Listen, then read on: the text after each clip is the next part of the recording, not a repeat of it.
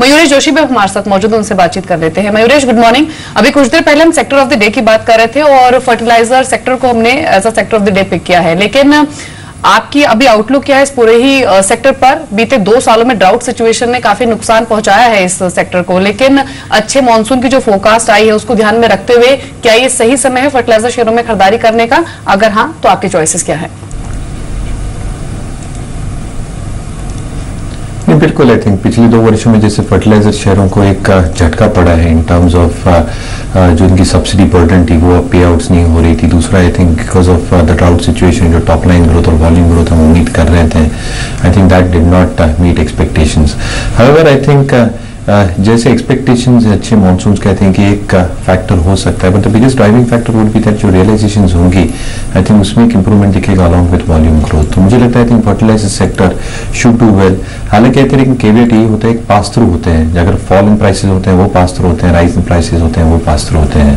तो कहीं ना कहीं आई थिंक ये पॉइंट भी मद्देनजर रखना पड़ेगा, बट एक स्टॉक स्पेसिफिक एक्शन बिल्कुल रखना चाहिए और मैं एक पॉजिटिव आउटलुक फर्टिलाइजर शेयरों पर आई थिंक बरकरार रखता हूँ। फर्टिलाइजर शेयरों पर इनफैक्ट विवेक, आपकी राय क्या होगी? और आई थिंक जैसे कि हमने बात करी अच्छा मानसून, डायरेक्ट सब्सिडी पे आउट, और तीसरी चीज है कि अगर आप देखें इन ज्यादातर कंपनी के जो प्लांट्स हैं वो गैस आधारित है और गैस के प्राइसेस आज इस तारीख में किस ट्रैजेक्टरी में आप भी जानते हो मैं भी जानता हूँ।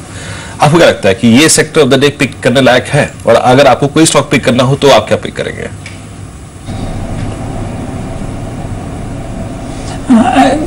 Actually, the fertilizer it has been a big underperformer over the last couple of years. Couple of reasons. One is definitely poor monsoon and too much of government control in this space.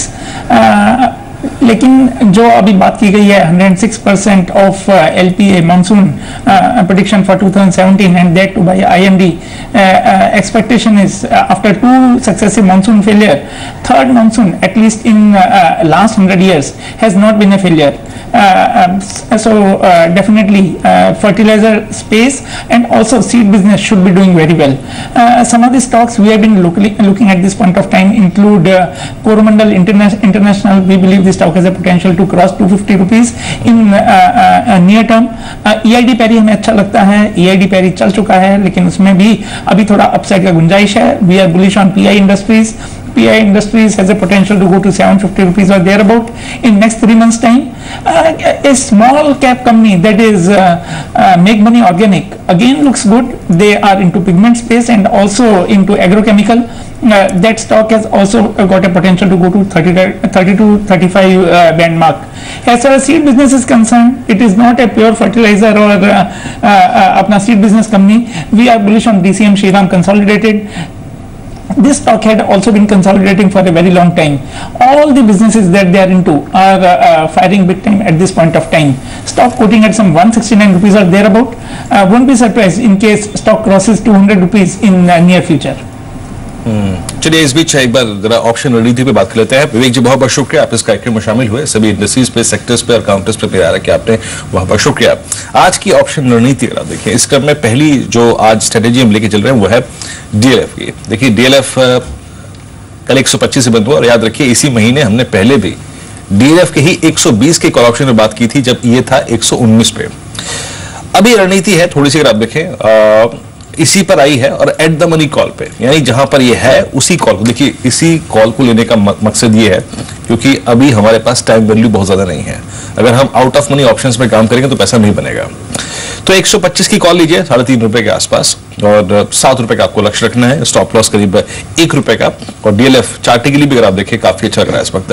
एक बार please जरा DLF के chart भी दिखा दीजिए क्या कर रहा है। ये 125 से बंद हुआ और जी हाँ अच्छा चार्ट है और शायद अगर मैं टेक्निकली मान चलूं तो 132, 33, 34 तक बहुत कोई स्ट्रॉन्ग सप्लाई जोन नहीं है।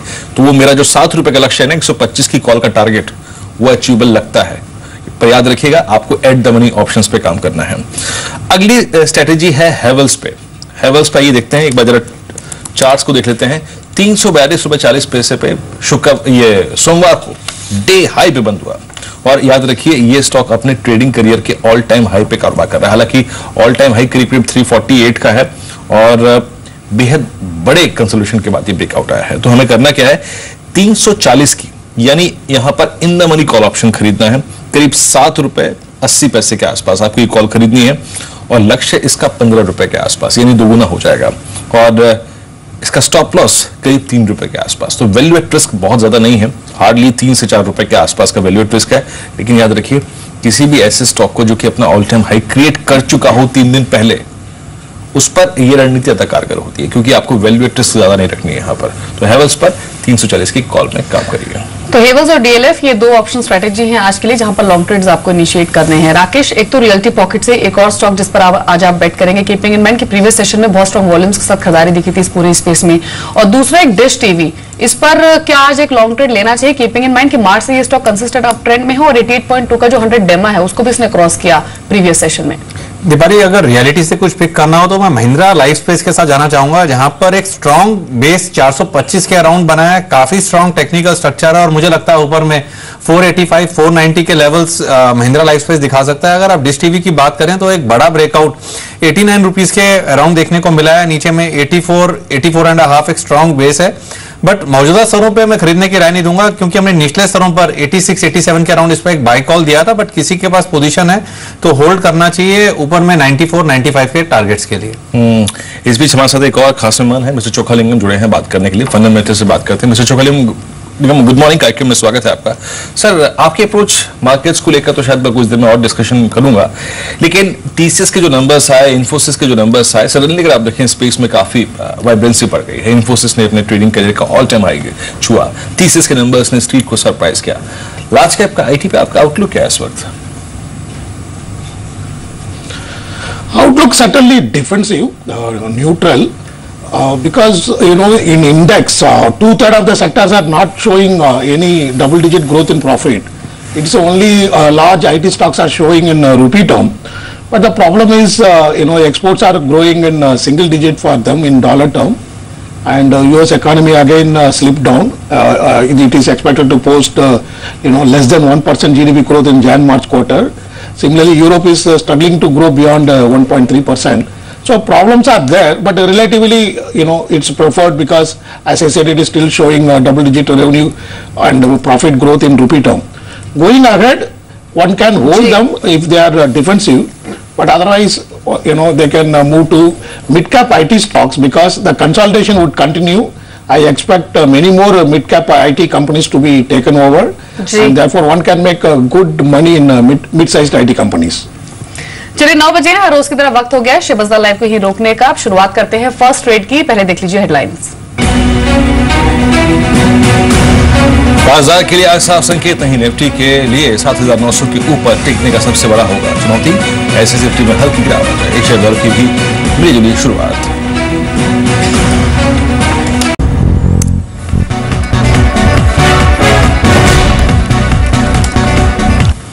नमस्कार, फर्स्ट ट्रेड में आपका स्वागत है दिल्ली स्टूडियो से, मैं हूं मिहिर। नमस्कार, मैं हूं वीरेंद्र कुमार। फर्स्ट ट्रेड में आप सभी का स्वागत है और एक बार फिर से अगर आप देखें आईटी छाया रहेगा स्टॉक ऑफ द डे, उस पर बात हमने की है, एक बार फिर से करेंगे, और साथ ही साथ वो स्टॉक जो है आपके बजट में उस पर बात करेंगे। लेकिन पहले थोड़ा सा इंडिकेटिव एक्शन और रेस्ट ऑफ एशिया पे फोकस कर लेते हैं, वो कैसे कामकाज कर रहा है। लेकिन आप सीधे अगर आप देखें आपकी स्क्रीन पर आप देखें इंडिकेटिव एक्शन, और निफ्टी करीब 61 अंक ऊपर, 13 अंक ऊपर इस वक्त सेंसेक्स है, वास्तविक से थोड़ा दूर है अभी, लेकिन टाटा स्टील लगभग 2 रुपए ऊपर 337 के स्तर पे, बीएचईएल करीब 1.25 रुपए ऊपर 133 के स्तर पे, बीपीसीएल ये बैकफुट पे करा 46 रुपए नीचे 922 के स्तर पे, गेल बिल्कुल फ्लैट 369 के स्तर पे कारोबार करता है। और फॉरेक्स मार्केट पर आप देखें ओपनिंग हो चुकी है 66.55 के अगेंस्ट लगभग 66.27, यानी यहाँ पे एक बड़ी कैप अप ओपनिंग भारतीय रुपए में अच्छी खासी मजबूती के साथ खुला है। जी हाँ, बिल्कुल मजबूती अच्छी खासी देखने को मिल रही है भारतीय रुपए में भी, और मुझे तो आप में भी अच्छी मजबूती दिख रही है। छुट्टी के बाद काफी फ्रेश होके लौटे हैं आप, तो ये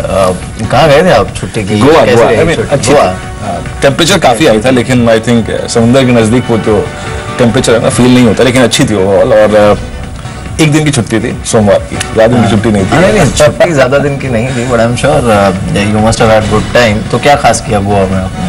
खास आई थिंक वाटर स्पोर्ट्स, या उसमें मजा खूब आया। और आई थिंक एक और चीज है, मेरे बहुत ज्यादा एग्जॉस्ट होने के बाद एक थोड़ा सा ब्रेक जो होता है ना, वो काफी आपको रिलीफ देता है। चलिए, तो आप फिर से रीलोड होने के बाद फिर से एग्जॉस्ट होने के लिए तैयार हैं, फिर से रिजल्ट सीजन चल रहा है। बिल्कुल। क्या, चलिए थोड़ा सा इंडिकेटिव एक्शन पे ही थोड़ा सा एम्फेसाइज करते हैं, और साथ साथ ये भी एम्फेसाइज करते हैं कि जो हाउस व्यूज है वो क्या है। अंचल मेरे साथ कुछ देर में न्यूज रूम में होंगे, लेकिन इससे पहले अगर आप देखें HUL, टाटा पावर, ये सभी हर निशान में 80 अंक ऊपर निफ्टी है। बैंक ऑफ बड़ौदा बिल्कुल फ्लैट कारोबार कर रहा है। एशियन फूड्स पेंट्स जो है वो बैकफुट पे है। ग्रासिम अगर आप देखें बिल्कुल फ्लैट 4074 पे, और इन्फोसिस करीब 26 रुपए ऊपर। लेकिन चलते हैं सीधे न्यूज रूम में अंचल के पास। अंचल, जो ब्रोकरेज हाउस व्यूज हैं जो इन नंबर्स पे है, Q4 नंबर्स पे, वो लगातार आ रहे हैं। आज किन किन स्टॉक्स पे ये कमेंट्स आए हैं?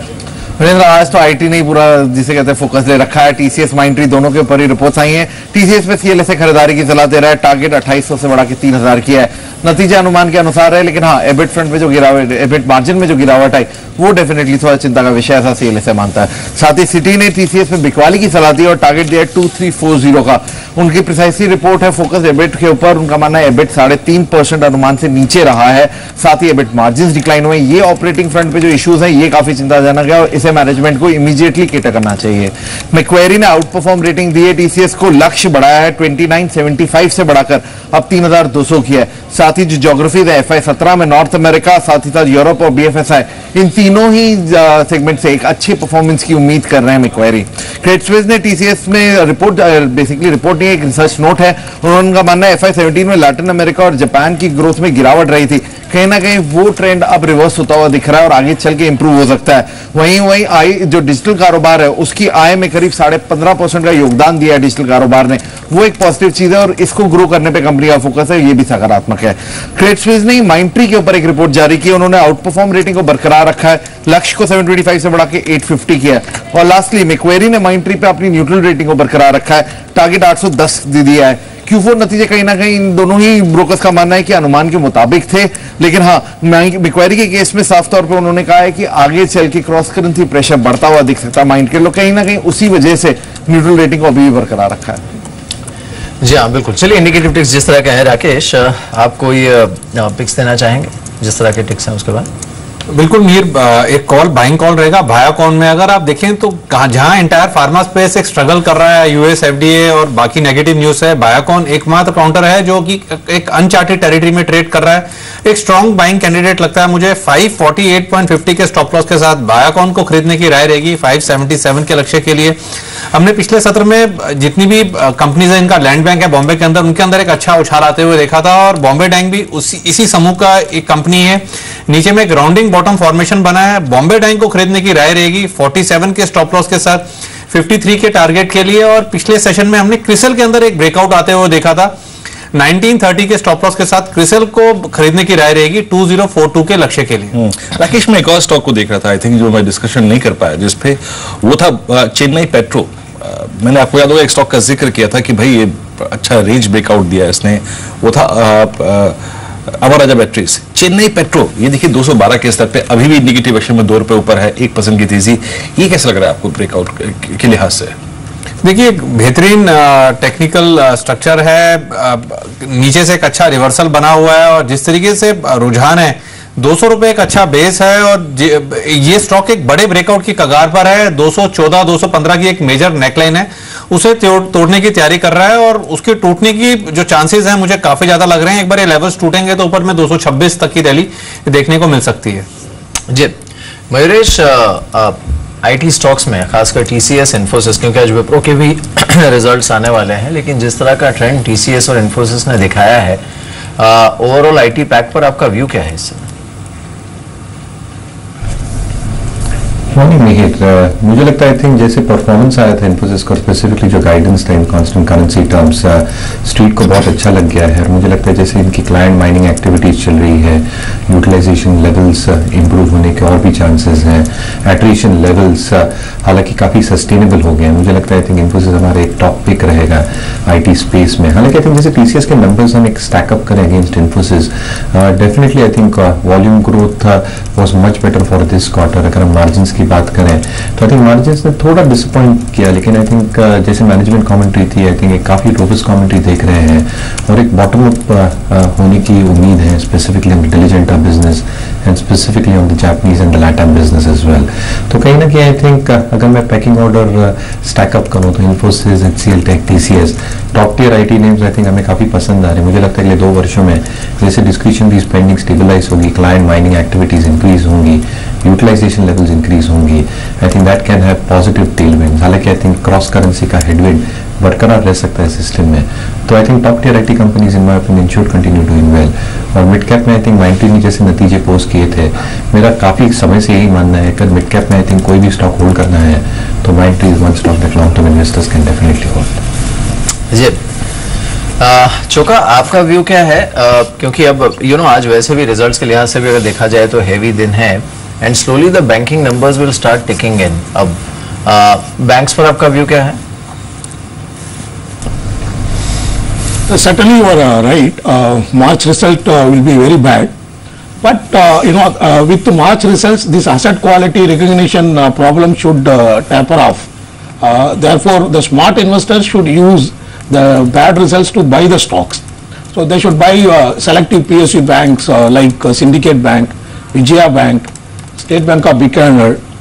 These are the banks which made profit before provisions, and the net NPA is also around 3%. Which is much better compared to many other PSU banks, and also they have good dividend yield and good track record of paying dividend, and business also still growing for these banks. So I would buy these kind of banks on the eve of bad results. Mallesh, अभी कुछ देर पहले जब आप कार्यक्रम में शामिल हुए उससे पहले हमने IT पे डिस्कशन किया। आई थिंक मेहर ने आपका IT पे आउटलुक दे लिया है, लेकिन एक दो सेक्टर्स जिसको लेकर मेंटेन बन रहा था कि हाँ यहाँ तेजी कायम रह सकती है, उसमें सीमेंट था। आप देखिए अंबुजा सीमेंट्स की प्राइस परफॉर्मेंस, आप देखिए अल्ट्राटेक शानदार प्राइस परफॉर्मेंस, ट्रेडिंग करियर का ऑल टाइम हाई छुआ, इंडिया सीमेंट, मंगलम सीमेंट सब में अच्छी खासे मूव है। आप लोगों ने अपने क्लाइंट्स को क्या एग्जैक्टली एक्यूमुलेट करवाया इसमें, और अभी भी क्या एक्यूमुलेट करा रहे हैं आप लोग? अगर व्यू की बात करें वीरेंद्र जी, तो मुझे लगता है आई थिंक जैसे रियल GDP ग्रोथ एक्सपेक्टेड है अराउंड 7.5%, 1.5 टाइम्स GDP मल्टीप्लायर पे सीमेंट वॉल्यूम्स ग्रो होते हैं। तो कहीं ना कहीं अगर FY17 की हम बात करें तो 10% के ऊपर वॉल्यूम ग्रोथ होनी चाहिए। दूसरी बात ये देखना चाहिए कि जैसे गवर्नमेंट का फोकस है specifically on housing and infrastructure, एक मेजर कंपोनेंट सीमेंट वॉल्यूम्स का ये दो क्षेत्रों से आता है। तो कहीं ना कहीं I think in pickup in these two sectors will have a very positive impact in volume pickup. तीसरी बात आप देखें जो आई थिंक बिल्टअप होना था कैपेसिटी का अगले 3 से 4 वर्षों में, पिछले 3 से 4 वर्षों में, I think that is probably taken place. तो कहीं ना कहीं with improved outlook for volume growth realisations pickup भी हो जाएगा। इनपुट कॉस्ट काफी बिनाइन है, काफी cement company I think petcoke का यूज कर रही है, बिटुमेन की प्राइसेस नीचे आ गई हैं, freight cost have probably come down because of fall in crude prices and corresponding fall in diesel prices. तो कहीं ना कहीं आई थिंक एक पॉजिटिव इंपैक्ट EBITDA और पर टर्म बेसिस पे अगले कुछ क्वार्टर से देखने मिल जाएगा। हालांकि this quarter I think there be still some amount of stickiness, क्योंकि रियलाइजेशन अभी भी आई थिंक थोड़े वीक है, और कहीं ना कहीं मुझे लगता है आई थिंक वैल्यूएशंस देखने पड़ेंगे for a lot of companies with the large और the mid cap space. So I think cement क्षेत्र पे आउटलुक काफी पॉजिटिव रहेगा। जो स्टॉक्स अल्ट्राटेक, ACC जैसे लॉन्ग टर्म इन्वेस्टर्स होल्ड करते हैं, मैं मेरा पॉजिटिव आउटलुक बरकरार रखता हूँ। South based cement plays should do extremely well, क्योंकि तेलंगाना, आंध्र प्रदेश, वहां पे एक पिकअप इन ऑर्डर इन्फ्लोज होने की उम्मीद है, जिसकी वजह से I think dispatch numbers will be quite attractive over the next few quarters. तो मुझे लगता है I think stocks like Orient cement जिसने नई कैपेसिटी गुलबर्गा में कमीशन की है और जिसके वैल्यूएशंस काफी अट्रैक्टिव है, at least at this point of time काफी अट्रैक्टिव। हालांकि आई थिंक केवियट ये कि ये क्वार्टर और अगला क्वार्टर काफी कंपनियों के लिए आई थिंक थोड़ा वीक रह सकते हैं, इसलिए स्टैगर्ड वे में इन्वेस्टमेंट्स करना काफी बेहतर होगा। जी हाँ, साथ ही अगर आप देखें आज फास्ट मनी में वो 20 स्टेट्स जो शामिल किए गए थे सुबह 7:30 पर है। आइए उनको देखते पहले। सूर्या रोशनी के साथ मैंने शुरुआत की है। आज के लिए 165 रुपए का लक्ष्य खरीदारी के SBI, बैंक ऑफ बड़ौदा में बिकवाली करके चल सकते हैं। दबाव देखने को मिल सकता है। बतौर रिप्लेस आज के लिए मान मुनाफा उतारा है, एक अच्छी मजबूती देखने को मिल सकती है। 46 रुपए का लक्ष्य। जज डाल में खरीदारी की 898 रुपए का लक्ष्य होगा, तेजी देखने को मिल सकती है। मिड कैप IT स्टॉक्स में मजबूती देखने को मिल सकती है। माइंट्री और RS सॉफ्टवेयर में तेजी देखने को मिल सकती है। लॉजिस्टिक प्ले होगा, गेटवे डिस्ट्रिक्ट पार्क मजबूती देखने को मिल सकती है। शक्ति पंप में खरीदारी कीजिए, जिस तरह से सूखे की स्थिति बढ़ी है कहीं ना कहीं इरिगेशन स्टॉक्स में मजबूती 178 रुपए का लक्ष्य देखने को मिल सकता है। और आज टाइल्स स्टॉक्स में खासतौर पे एशियन ग्रेनेटो में एक उछाल देखने को मिल सकता है। 163 रुपए का लक्ष्य होगा। डिलीवरी बेस्ड एक मजबूत बैंक देखने को मिलेगी। मैंने आपको 10 के 10 स्टेट खरीदारी के बताए थे। शुरुआत TCS के साथ करी थी। Q4 के जो नंबर्स आए हैं बाजार बंद होने के बाद सोमवार अनुमान से बेटर है। 6 क्वार्टर्स के बाद ऐसा हुआ है, इसमें खरीदारी करके चल सकते हैं। Jiran, Morgan Stanley Asia Singapore ने 1.5% के आसपास की हिस्सेदारी खरीदी, उसका इंपैक्ट देखने को मिलेगा। HDFC के बोर्ड ने IPO को जो मंजूरी दी है HDFC लाइफ के, उसका इंपैक्ट पॉजिटिव साइड पर देखने को मिलेगा। और राइस शेयरों में सोमवार को काफी अच्छी तेजी थी, आज भी मोमेंटम जारी रह सकता है। एग्री कमोडिटीज के प्राइस बढ़ रहे हैं, कोहिनूर फूड्स का उसको फायदा देखने को मिलेगा। मेटल प्राइसेस का अगर आप देखिए स्टॉक्स में कल यूरोपियन मार्केट्स पे काफी अच्छी तेजी थी, हिंडाल्को इसी वजह से और बाकी बाकी स्टॉक्स पे आप नजर बना के चल सकते हैं, खरीदारी करने की राय होगी। क्रिसिल के नंबर्स आए हैं, अनुमान से बेटर मुनाफा बढ़ा है, उसका इंपैक्ट देखने को मिलेगा। डॉक्टर रेड्डीज बायबैक का ट्रिगर और साथ ही साथ इनके इंजेक्शन को मंजूरी मिली है यूएसएफडीए से, उसका फायदा देखने को मिलेगा। और कच्चा तेल 4 दिन की गिरावट थमी है, केन इंडिया सेलेना एक्सप्लोरेशन दोनों में खरीदारी कर सकते हैं। और गुजरात अंबुजा एक्सपोर्ट जिस तरह से रुपए कमजोर हुआ है Q4 में, नंबर काफी स्ट्रॉन्ग आएंगे और वैसे भी एग्री कमोडिटी प्राइस जो बढ़ रहे हैं उसका भी फायदा देखने को मिलेगा। आज के लिए 56 रुपए का टारगेट लेके खरीदारी कर सकते हैं। तो ये कुछ कॉल्स थी जो आज हमने फास्ट मनी में दी थी, नजर रखिएगा इस पर। लेकिन इस बीच 7950 पर इंटरेस्टिंगली रुका है राकेश निफ्टी इंडिकेटिव टिक्स में, यानी करीब 35 पॉइंट ऊपर। अब आज इस लेवल से स्विंग किस तरफ का एक्सपेक्ट किया जाए? देखिए मिहिर, मैं काफी नीचे से हम बाइंग के लिए रिकमेंड करते आ रहे हैं, और जब इनफैक्ट 7800 के लेवल्स गैप के साथ टूटे थे, वो एक मेजर ब्रेकआउट था। हमने अपने क्लाइंट्स को 7970 से लेकर 8000 का लक्ष्य दिया हुआ है, और मुझे लगता है ये लक्ष्य जल्दी अचीव होंगे। जी, इस बीच अगर आप निफ्टी को देखें, निफ्टी जहां फ्रीज हुआ उसमें सबसे बड़ी अहम भूमिका जो है, आई मीन हम बेहद नजदीक है 8000 के 33-35 अंकों पर किन स्टॉक्स की है। आज मेटल्स में अगर आप देखें, हिंडाल्को सबसे ऊपर 2.5% ऊपर अगर आप देखें, उसके बाद विप्रो जिसके नतीजा आने हैं, भारती एयरटेल इस दौर में अगर आप देखें अच्छी प्राइस परफॉर्मेंस इसकी रही है, एचसेल टेक्नोलॉजीज एक और आईटी, यानी जो मेरे ड्यू हैं जिनके नतीजे आने हैं उनसे बाजार ने काफी अच्छी खासी एक्सपेक्टेशन लगा के रखी है। और उसके बाद आते हैं 2 banks, state bank of India और आईसीआईसीआई बैंक, सरकारी और निजी क्षेत्र के दोनों ही बैंक आज यहां पर अपना कंट्रीब्यूशन देते हुए। इन्फोसिस थोड़ा ठंडा पड़ा हुआ है, 0.5% ऊपर, लगभग ना के बराबर तेजी है यहाँ पे, 5 रुपए 30 पैसे ऊपर। तो इन्फोसिस में बाजार बहुत बड़ी तेजी शायद यहाँ पे नहीं खोज रहा है। आगे बढ़ता हूँ, जाता हूँ मिड कैप में। मिड कैप में कुछ स्टॉक्स जो कि इस वक्त तेजी के साथ या फिर मंदी के साथ खड़े हैं। सबसे पहला स्टॉक जिसमें काफी अच्छी खासी मजबूती है वो है, आप देखिए, आरती इंडस्ट्रीज। यहां पर लगभग 2% की तेजी, चौंकाने वाली तेजी किन स्टॉक्स में है। अमाराजा बैटरीज आज भी 1% ऊपर है। बीईएमएल ये करीब 1.25% ऊपर, 1.25% की मूव तो दिखाई दे रहे हैं, लेकिन कोई बड़ा वाइल्ड मूव साइंट को देखिए आप, लगभग 3% ऊपर। आई थिंक इसके, मैं सही हूं या नहीं हूं, लेकिन शायद इसके नतीजे आ चुके हैं। ये 3% ऊपर है काउंटर। उसके बाद धानु का एग्रीटेक 631 पर 3% ऊपर, यहां पर इंडिकेटिव एक्शन में काफी मजबूती है।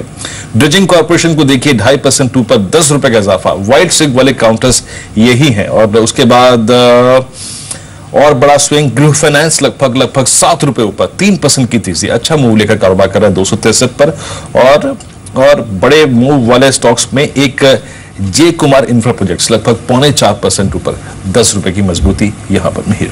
जी हाँ, बिल्कुल। चलिए अब देखते हैं, बाजार खुलने में करीब 1 मिनट का समय बाकी है। आज किस तरह की और कितनी मजबूत ओपनिंग होती है। हालांकि जो संकेत हैं वो डेफिनेटली एक अच्छी तेजी के ही है, और प्री ओपन में निफ्टी 9950 के पार होना, इस पर टिकना, ये अपने आप में एक काफी अच्छा संकेत बनता है। ऑब्वियसली नजर रहेगी आईटी स्पेस पर, and it is expected to lead. साथ ही देखना होगा एचडीएफसी यहाँ पर क्या होता है। हालांकि ये बहुत ही रेंज बाउंड रहा है स्टॉक और इसने खास कुछ कंट्रीब्यूशन किया नहीं, लेकिन अच्छी चीज ये होगी कि इससे एक बेंचमार्किंग होगी। जब इनका इंश्योरेंस नाम लिस्ट होगा तो मार्केट को थोड़ी आसानी होगी, जो बाकी कंपनीज हैं जिनके पास अपने इंश्योरेंस आर्म्स हैं उनकी वैल्यूएशन को एडजस्ट करने में बाजार को काफी आसानी होगी यहाँ पर। चलिए शुरुआती टिक्स आ रहे हैं यहाँ पर, और 7950 के पार ओपनिंग निफ्टी पर एक्सपेक्टेड है। हालांकि तेजी में हिंडाल्को भी काफी आगे है, करीब 2.5% ऊपर, और इस पर नजर रखिएगा आप। खुला 31 पॉइंट्स ऊपर, 7945 पर निफ्टी खुला है, यानी 28 अंक ऊपर इस समय खुला है। और देख लेते हैं जो शुरुआती टिक्स हैं, इसमें एचडीएफसी लिमिटेड करीब 1.5% ऊपर है। टाटा स्टील यहाँ पर करीब 1% का मूव देखने को मिल रहा है। तो बाकी गेनर्स हैं, इसमें विप्रो है जो कि आधे % ऊपर, अब 1.5% ऊपर, यहाँ पर 597 का लेवल इस समय विप्रो पर देखने को मिल रहा है। बाकी स्टॉक्स में डॉक्टर रेड्डीज यहाँ पर करीब 1% का मूव है। भारती एयरटेल, ल्यूपेन, ये कुछ अन्य काउंटर्स हैं जिस पर अच्छा मूव इस समय देखने को मिल रहा है। जी एंटरटेनमेंट हरे निशान में ट्रेड करते हुए, आईसीआईसीआई बैंक पर बढ़त का रुझान देखने को मिल रहा है, लेकिन टीसीएस नेगेटिव है, ये करीब 1.5% नीचे, और ये फिसलते जा रहा है। एवरी टिक जो आ रहा है टीसीएस पे वो और नीचे की तरफ, तो 1.5% नीचे टीसीएस इस समय ट्रेड करते हुए। साथ ही सन फार्मा, जी एंटरटेनमेंट भी लाल निशान में है, और साथ ही टाटा मोटर्स और बीपीसीएल, ये कुछ अन्य काउंटर्स जहां पर सेलिंग प्रेशर इस समय देखने को मिल रहा है। लेकिन जो कमोडिटी स्टॉक्स हैं इस पर जो इंटरेस्टिंग मूव है, इनफैक्ट शंकर शर्मा हमारे साथ जुड़े थे सोमवार को, और उन्होंने भी ये बड़ा इंटरेस्टिंग टेक दिया कि इस बाजार में अगर आपके पास थोड़ी हिम्मत है, रिस्क टेकिंग एबिलिटी है, तो you bet on commodity stocks, specially metals. आइए देखते हैं एग्जैक्टली, पहले उनको सुनते हैं उन्होंने क्या कहा था, फिर इस पर बात करेंगे विस्तार से। ओवरऑल कमोडिटी कॉम्प्लेक्स को रिवाइव करना है, तो मेरा ये मानना है कि उसमें क्रूड बहुत अहम भूमिका निभाएगा। और देखा जाए तो क्रूड ने काफी अच्छा परफॉर्मेंस दिया भी है पिछले 2 महीनों से।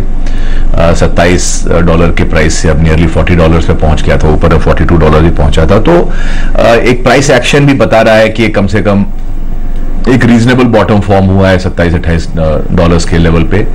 मेरा यह मानना है कि ये साल इन शेयरों पे और इन कमोडिटीज पे अगर फोकस करें हम, तो शायद excess returns over market return बनने की ज्यादा गुंजाइश है बनस्पत की वही पुराने कंज्यूमर स्टॉक्स या बैंकिंग स्टॉक्स लेके। तो यहाँ पे शंकर जी ने कहा, शर्मा जी ने कहा कि कमोडिटी पे बैठ करिए। भैया आई थिंक एक बड़ी जैसे आपने कहा कि भाई कमोडिटी पे बैठ करिए, तो हम अक्सर ये सोचते हैं कि भाई कमोडिटी से आप ये बिलीव करो, ये एक्सपेक्ट करो कि ऑल टाइम हाई क्रिएट करे। Don't expect that. I think Tata steel आपने 260 पे लिया, 360 पे, 460 पे आप निकल गए। उनका व्यू वही था, उन्होंने बोला कि आप इंडेक्स पे मत फोकस कीजिए, लेकिन कमोडिटी स्टॉक्स में आपका 20-25% रिटर्न बन सकता है, चाहे लार्ज कैप हो या फिर मिड कैप। पर interestingly Nifty is almost slipping into red. लाल निशान में जाने की तैयारी में निफ्टी अब सिर्फ 4 पॉइंट ऊपर है, 7919 पर। और भारतीय इंफ्राटेल लीड कर रहा है इस समय फॉल को, 2.25% नीचे है। आइडिया सेलुलर 2% नीचे है। टीसीएस अब 0.25% नीचे है। जी एंटरटेनमेंट 1.5% नीचे है। बाकी स्टॉक्स में Maruti Suzuki, Infosys, Hero MotoCorp, Mahindra and Mahindra, BPCL, Sun Pharma, ये कुछ अन्य काउंटर्स हैं जहां पर लाल निशान देखने को मिल रहा है। और निफ्टी महज 6 पॉइंट ऊपर। राकेश, क्या कहेंगे ओपनिंग?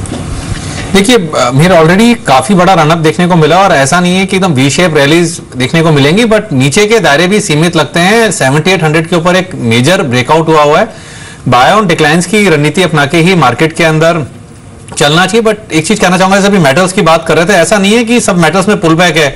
एक मेटल काउंटर हिंदुस्तान जिंक को देखें तो अनचार्टेड टेरिटरी पे ट्रेड कर रहा है, ऑल टाइम हाइस पर है। और मुझे लगता है हिंदुस्तान जिंक में 200 रुपए के लेवल्स 3 महीने के अंदर देखने को मिल सकते हैं। एज अ डिस्क्लोजर ये स्टॉक हमने अपने क्लाइंट्स को डिलीवरी में बाय कराया हुआ है। यहाँ एक एक्सेप्शन भी था ना राकेश, आप देखिए कि कितना शानदार डिविडेंड दिया है उन्होंने। 3000 करोड़ रुपए तो सरकार को मिल गया डिविडेंड यहाँ पर, आप ये देखिए।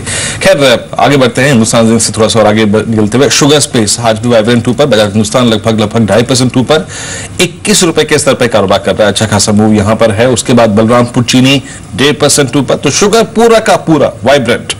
और एक और स्टॉक जिसका मैंने जिक्र किया था, चेन्नई पेट्रो 212 के स्तर पे है। कैनफिन होम्स, केन इंडिया 151 के स्तर पे, यहां पे तेजी है। क्रिसिल 5% ऊपर। अच्छे नतीजे थे और उसके बाद अगर आप देखें तो स्टॉक लगभग 101 रुपए ऊपर 2073 के स्तर पे कारोबार कर रहा है। तो अच्छी तेजी यहां पर बनी हुई है। मिस्टर चोखालिंगम, मेरे सहयोगी मिहिर जो बात अभी कह रहे थे और इनफैक्ट जो आपने शंकर शर्मा जी के स्टेटमेंट में सुनी भी, कि कमोडिटीज पर आप दाव लगा सकते हैं। अगर आप थोड़ा सा रिस्क ले सकते हैं तो 15, 20, 10, 8% की रिटर्न्स शायद आपका इंतजार कर रही है। यहां पर आपका भी सेम व्यू है कमोडिटीज पे, मेटल्स पे, फेरस नॉन फेरस ग्रुप पर? Certainly, same view है. I firmly believe that the world will not fall into global deflation. We have to monitor US economy. Some analysts are expecting even degrowth in US GDP in the first quarter. So if US economy doesn't fall, then there will be a very bullish view for commodity space, particularly metals and resources. So I firmly believe that stocks like Coal India one can buy aggressively. अभी भी 70 rupees per share cash है. So they can easily give this government another 20 rupees per dividend for next 3 years, because it makes a 12-13 rupees earning per share. So if you dip into cash per share of 70 rupees, another 3 years it can maintain this kind of dividend. Second stock is MOIL India, MOIL Limited, manganese ore company. The cash itself is 70% of the market cap. So these are the two excellent medium to long term resource stock. Otherwise one can if there is any small correction one can buy Hindustan Zinc. चलिए इस बीच हुआ वो ही जिसका डर था। Nifty लाल निशान में, बाजार गया है लाल निशान में फिलहाल। और जो लूजर्स हैं उसमें TCS, idea, Mahindra and Mahindra, यहाँ पर तो सेलिंग प्रेशर बना ही हुआ है। मारुति 1% से ज्यादा की गिरावट। टाटा मोटर्स आधा % नीचे है। रिलायंस इंडस्ट्रीज आधा % नीचे। एशियन पेंट्स, सिप्ला और पावर ग्रिड, ये कुछ अन्य काउंटर्स हैं जहां पर लाल निशान बना हुआ है। कोटक महिंद्रा बैंक भी इस समय लाल निशान में। बीपीसीएल करीब आधे % नीचे इस समय। मयूरेश, बीपीसीएल आपको कैसा लगता है? मीर जी, अगर लॉन्ग टर्म इन्वेस्टर्स नीचे के लेवल पे स्टॉक को होल्ड करते हैं तो मुझे लगता है जितनी क्रूड ऑयल प्राइसेस में गिरावट हमने विटनेस की थी, बीपीसीएल या अन्य ओएमसीज का जो पूरा पैक है, अब large part of the gains probably are in the price. कहीं ना कहीं हम देखते हैं कि जो मार्केटिंग मार्जिन है डीजल पे, आई थिंक वो इंप्रूवमेंट दिखाने लग गए हैं, और अगर ये फर्दर इंप्रूवमेंट दिखाते हैं तो that can have further gains in terms of their earnings outlook. दूसरा ये भी देखना चाहिए आपको, जो वर्किंग कैपिटल कंस्ट्रेंट्स थे because of both higher amount of debt levels on their books और जो सब्सिडी पे आउट्स नहीं हो रही थी, आई थिंक काफी हद तक I think both these concerns are now out of their way. तो कहीं ना कहीं आई थिंक मार्केटिंग मार्जिन्स पे एक इंप्रूवमेंट देखने की वजह से, दूसरा आई थिंक जो वॉल्यूम थ्रूपुट होगा वहां पे देखना बहुत जरूरी होगा। हालांकि I think GRM specifically quarter के लिए because of weak cracks, kerosene हो, नाफ्ता हो, डीजल हो, उसकी वजह से थोड़ा प्रेशर देखने मिल सकता है। थोड़ा लॉन्गर टर्म स्केल मुझे लगता है I think OMC should do well, इसलिए आई थिंक जो इन्वेस्टर्स बीपीसीएल को होल्ड करते हैं बिल्कुल होल्ड करना चाहिए। इस बीच आप देखिए जीएलएन में अच्छी तेजी है, 30% के स्तर पर लगभग 3% स्टॉक ऊपर है। और देखिए कुछ ऐसे दिलचस्प और ऐसे अच्छे स्टॉक्स भी हैं जिनके ऊपर बाजार के इस वोलेटिलिटी का कोई असर नहीं है। आप देखिए स्टॉक सुप्रीम इंडस्ट्रीज, ये करीब 797 के पे कारोबार कर रहा है, लगभग 3.25% ऊपर, 25 रुपए की तेजी यहां पर, और ये कुछ ही देर में अपने ट्रेडिंग करियर के सबसे सर्वोच्च स्तर को छूने जा रहा है 798 पे। सुबह से तमाम स्टॉक्स का जिक्र कर चुका हूं मैं, सुप्रीम इंडस्ट्रीज ही क्या, आप देखिए हेवल्स को देखिए, ऑल टाइम हाई के बेहद नजदीक है, मेरे ख्याल से 348 जो है इसका ऑल टाइम हाई है, एक बार फिर से उसको दस्तक देता हुआ। मैंने सुबह एसएल प्रोपैक का जिक्र किया था, उसको देखिए काफी अच्छी खासी तेजी यहां पर, पूरा consumer durable space, white good segment, पैसा बन रहा है यहां पर और हायर लेवल्स पर स्टॉक ट्रेड भी कर रहे हैं। और आप एक बार आप टाइटन को देखिए, आई मीन डिमांड की बात कर रहे हैं आप, कंज्यूमर डिस्क्रिशनरीज की बात कर रहे हैं आप, टाइटन करीब 3.5% ऊपर। महेश, इस स्पेस में से आप क्या पिक करेंगे? जो मैंने 7-8 स्टॉक्स का जिक्र किया अभी यहां पर, आपको सबसे अच्छा कौन सा लग रहा है? आई मीन क्योंकि बहुत सारे 52 वीक हाई पे हैं, कुछ ऑल टाइम हाई पर है, कुछ वॉल्यूम जनरेट कर रहे हैं, कहीं पर डिलीवरी बाइंग काफी अच्छी खासी है। क्या लगता है आपको, कहां तेजी खेलनी चाहिए? अगर हम ये लार्जर स्पेक्ट्रम ऑफ स्टॉक्स की बात करें तो मुझे लगता है जैसे एसी मैन्युफैक्चरर्स हैं, एक अच्छा क्वार्टर होना चाहिए इनके लिए, अगला क्वार्टर भी अच्छा होना चाहिए before the monsoon start coming through. तो कहीं ना कहीं मुझे लगता है ब्लू स्टार जैसा स्टॉक मैं अभी प्रेफर करूंगा, सिम्फनी, जहाँ पे मुझे लगता है I think EBITDA margin in excess of 25-26% company hold करनी चाहिए, volume growth should be quite reasonable, top line growth 30% के ऊपर बढ़ना चाहिए। तो आई थिंक एक बहुत कंसिस्टेंट परफॉर्मर रहेगा ऑन एन एनुअलाइज बेसिस। अगर हम लार्जर स्पेक्ट्रम में वैसे जैसे हम बात करें तो मुझे लगता है आई थिंक सूर्य रोशनी एक बहुत बढ़िया पिक रह सकती है। जैसे इसके बिजनेस डिविजन्स परफॉर्म कर रहे हैं, मुझे लगता है जो अर्निंग्स आएगी FY17 में ये काफी इंप्रेसिव हो सकती है। तो मुझे पिक एंड चूज करना है लार्जर यूनिट्स में, तो मुझे लगता है सूर्य रोशनी कैन डू एक्सट्रीमली वेल। हालांकि स्टील बिजनेस थोड़ा डैम्पर हो सकता है कंसोलिडेटेड अर्निंग्स पे, but the consumer durable business should hold up pretty well. चलिए, इस बीच कुछ एक स्टॉक्स हैं, इनके चार्ट्स देखते हैं जहां पर आज काफी इंटरेस्टिंग मूव है। एक तो है क्रिसल, ये करीब 8% ऊपर इनफैक्ट इस समय ट्रेड कर रहा है। राकेश ने बात की भी थी क्रिसल की बाजार खुलने से पहले। और एक स्टॉक है हिंदुस्तान जिंक, माइंडट्री, वोकहार्ट और एनसीसी लिमिटेड। ये स्टॉक्स अच्छी मजबूती दिखा रहे हैं शुरुआत में, लेकिन राकेश क्रिसल ऑलरेडी 8-8.5% ऊपर है, अगला टारगेट क्या होगा यहाँ पे? देखिए मेरे काफी बड़ा रिवर्सल क्रिसल के अंदर देखने को मिला है, और जिस तरीके से इसका टेक्निकल स्ट्रक्चर है और जिन स्तरों पर ये स्टॉक चल रहा है और एक बड़ा ब्रेकआउट देखने को मिला है, नया निवेश तो इन स्तरों पर नहीं करना चाहिए, बट ऊपर में आप देखें तो नेक्स्ट रेजिस्टेंस अराउंड 2185 के अराउंड आता है, और 2185 एक स्ट्रॉन्ग सप्लाई एरिया है, और उन स्तरों के आसपास किसने नीचे पोजीशन ली हुई है तो मुनाफा वसूली करनी चाहिए। इस बीच टॉप ट्रेडर्स काउंटर की श्रेणी में कौन कौन से स्टॉक्स खड़े हैं ये देखते हैं। आज सुजलॉन सबसे ऊपर है, 2.25% ऊपर, लगभग यहाँ पे अब तक 60 लाख शेयर का कारोबार हुआ है। उसके बाद वेदांता अपनी तरफ वॉल्यूम जनरेट कर रहा है, और कोई स्टॉक जो कि अच्छा मूव लेकर एक इनफैक्ट कोल इंडिया, ये भी थोड़े से अच्छे वॉल्यूम जनरेट कर रहा है, लेकिन डिसाइसिव मूव जिसमें अच्छा मूव है, वॉल्यूम्स अच्छे खासे हैं, करीब 2,59,000 शेयरों के कारोबार के बीच आप एक उषा मार्टिन को देखिए। टीटागढ़ वैगन ये भी वॉल्यूम जनरेट कर रहा है, और ये आज वॉल्यूम्स जनरेट वाले काउंटर्स की श्रेणी में है। क्यों खील 248 के स्तर पे ये भी आज वॉल्यूम जनरेट कर रहा है स्टॉक का, और अच्छे वॉल्यूम्स के बीच में इस जोन में आके कारोबार कर रहा है। टीटागढ़ वजन के बाद जरा क्विक हील भी दिखा दीजिएगा, इसमें भी अच्छी खासी मजबूती है। 209.30 का स्तर यहाँ पर ₹2.25 ऊपर कारोबार कर रहा है। और आगे बढ़ते हैं, कुछ और स्टॉक्स जो कि वॉल्यूम जनरेट कर रहे हैं अच्छा, और अच्छे वॉल्यूम्स के बीच में ऊपर है। जीलन का जिक्र मैं कर चुका हूं। हिमाद्री केमिकल्स को देखिए, छोटा स्टॉक 3.25% ऊपर, लगभग 65 पैसे की मजबूती यहां पर है। और एक ग्रुप फाइनेंस, जी हां, 264 के स्तर पे लगभग ₹8 ऊपर, 3.25% की तेजी। ये हाउसिंग फाइनेंस कंपनियां, ग्रुप फाइनेंस, इस पर मयूरेश आपका आउटलुक, एंड स्पेशली कोई स्टॉक जो कि आप अपने ट्रेडिंग पोर्टफोलियो में या फिर क्लाइंट्स को एक्टिवेट करवा रहे हैं इस वक्त? परफॉर्मेंस काफी अच्छा रहा है, लेकिन कहीं ना कहीं आपको वैल्यूएशंस का भी मद्देनजर रखना चाहिए। जैसे एडवांसेस ग्रोथ है, specifically retail advances growth, I think generally housing finance sector के लिए आई थिंक 18% का एक कंसेंसस है अगले 2 वर्षों के लिए। जैसे एसेट क्वालिटी के प्रेशर्स ईज ऑफ हो रहे हैं, मुझे लगता है I think that is a very positive sign. दूसरी बात, जैसे इनकी कॉस्ट ऑफ बोरोइंग है, जैसे रेट कट्स आएंगे, जैसे ट्रांसमिशन सिस्टम में होते जाएंगे, I think rate cuts will indicate की cost of borrowing come down drastically for lot of these companies. तीसरी बात, आई थिंक जो एक प्रीमियम वैल्यूएशंस मिलती हैं ये कंपनीज को, specifically compare to banks, cost to income ratios और देखें, क्रेडिट कॉस्ट देखें, कहीं ना कहीं I think all these ratios will start tapering down, जो एक अर्निंग्स में पॉजिटिव मोमेंटम ला सकते हैं। तो वैल्यूएशंस के तौर पे at least at this point of time historical comparisons करो तो I think LIC housing, Dewan housing is something that I still continue to prefer. मुझे लगता है कि housing finance companies can do exceedingly well अगले 1 से 2 वर्षों में। इस बीच चलिए देखते हैं एक बार शुगर स्टॉक्स पर यहाँ पर खबर आई है, और वो अहम है कि सरकार कुछ हद तक जो शुगर का स्टॉक है उसे कंट्रोल करेगी, यानी हर स्टेट को डायरेक्टिव भेजा जाएगा कि जो शुगर की स्टॉक लिमिट्स है उस पर सख्ती से बरता जाए। शुगर स्पेस हालांकि पूरा इस समय लाल निशान में है, और आज सारे ही स्टॉक ऐसे हैं। लेकिन आज मिहिर, आज हमने सेक्टर ऑफ द डे जो पिक किया था वो था फर्टिलाइजर। जरा एक एक करके जरा फर्टिलाइजर काउंटर दिखाइए जरा। एक बार देखिए आप, राष्ट्रीय केमिकल फर्टिलाइजर हमारे डिस्कशन का पहला काउंटर था आज।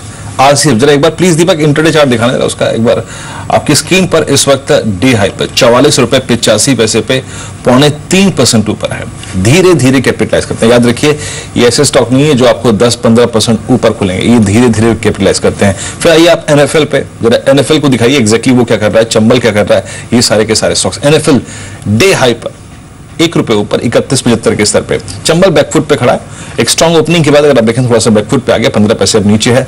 दीपक फर्टिलाइजर्स को देखिए, ये 1.5% ऊपर कारोबार कर रहा है। राकेश, अगर मैं आपसे कहूं कि अब यहाँ पर 9:30 में आपको एक ट्रेड पिक करना है, जो क्लियर कट मैंडेट आपको आर्ली पर दे रहा है, डेली पर दे रहा है, वो कौन सा होगा?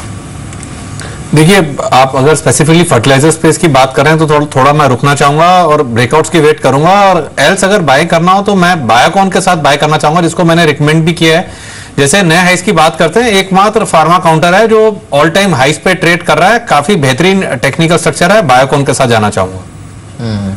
बिल्कुल। इस बीच चलिए रोज हम आपके लिए एक ऐसा शेयर लेकर आते हैं जो कि आपके बजट में होता है।